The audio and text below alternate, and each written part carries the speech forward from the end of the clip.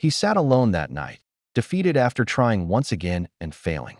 He looked up and said, God, why do I always lose? I try so hard, but I fall every time. The room was silent, but his heart was loud with frustration.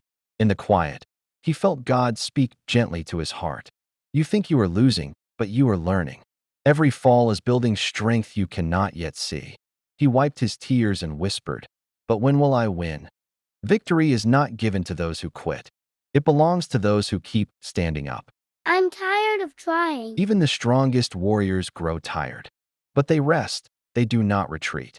What if I never get what I want? What is not handed to you can be earned through perseverance. What you earn through effort becomes part of who you are.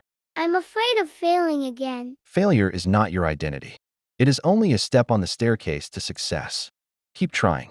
Keep trusting. One day victory will rest at your feet. And when it comes, you will realize every struggle was preparing you for it. He slowly stood up with new courage in his heart. I will not stop. And God's voice echoed within him. That is how champions are made.